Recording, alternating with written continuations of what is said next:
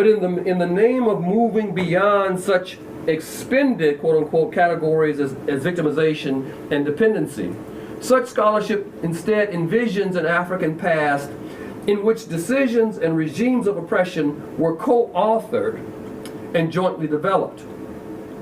In this way, and in the cause of restoring African agency, the latter is depicted as more or less fully participatory in not only the slave trade, but colonialism itself.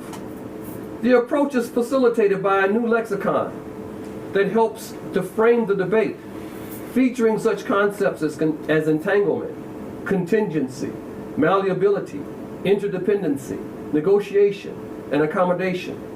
By virtue of adopting such language, assumptions and framing are mistaken for verity and rarely challenged. In this new forest of symbols, Africans emerge as veritable equal players in the most debilitating of processes, leaving one to wonder whether colonialism and slave trades were in any way impositional.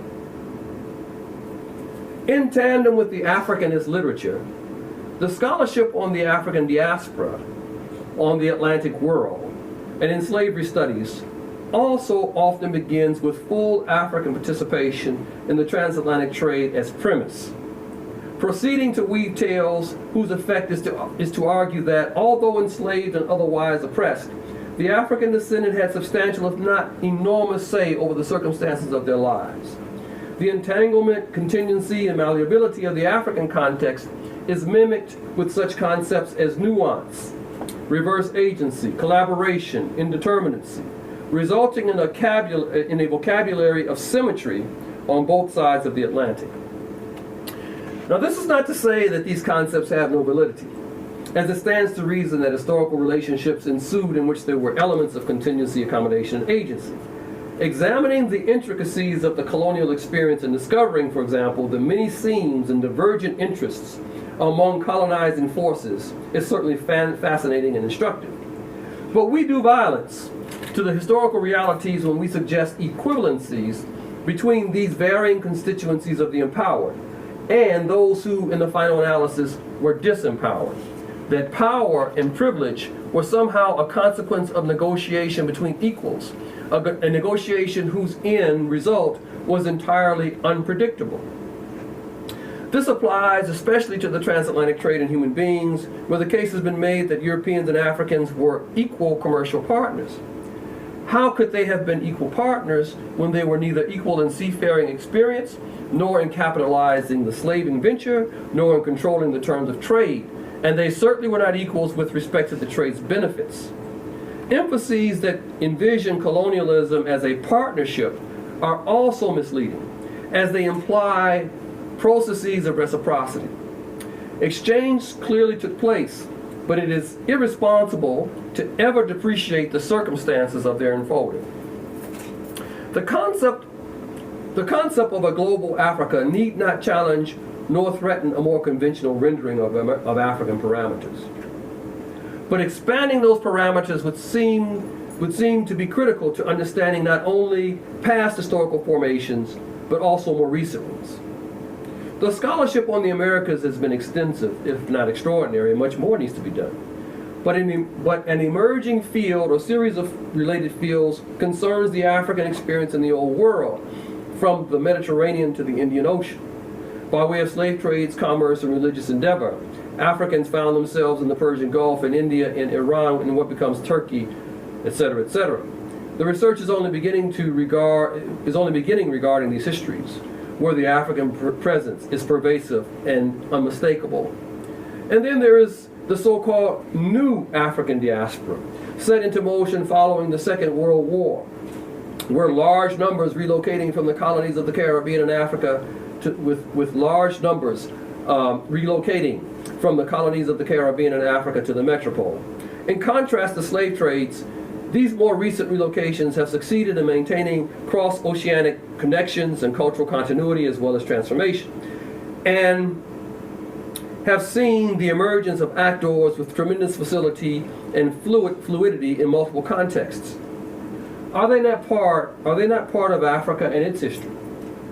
But do they concomitantly belong to its diaspora? In answering such queries, the modalities of their actual operation are not necessarily so transparent, which would include such reservations as: is there any compelling reason to classify these more recent experiences as diasporic, when they may be more readily understood within the category of immigration studies? Are not the challenges and difficulties faced by African immigrants more akin to those from Asia and the Middle East? And do they not, in fact, have more in common with them than with African descendant communities who precede them by centuries? To what extent do they participate in the experience of loss and exile? And though return may be difficult and in instances impossible, is return in any way similar to the unattainable, quixotic quality of the earlier diaspora? Does it function in the imaginary in the same way? And in what way are contemporary African immigrants and their predecessors related, quote unquote? What do these different Africas really have in common? While taking exception to some of the trends in the literature, I hasten to add that there have also been very important contributions that have advanced the scholarship in significant ways. More recent social histories featuring women and gender, particularly in West Africa, have uncovered exciting new areas of inquiry, including the emergence of novel sexualities and gender configurations at the juncture of the colonial encounter and labor. Very important labor histories written by colleagues sitting in this room have been produced in recent years. The scholarship with which I am most familiar has forged an entirely new paradigm in demonstrating the advantage of regarding North and West Africa by way of the panoptic, thereby exposing the artificial and constricting nature of regional boundaries, especially in the Sahel, where populations and cultures have intermingled for millennia. While enriching our ideas about race and slavery, these studies actively engage with their New World complementarities.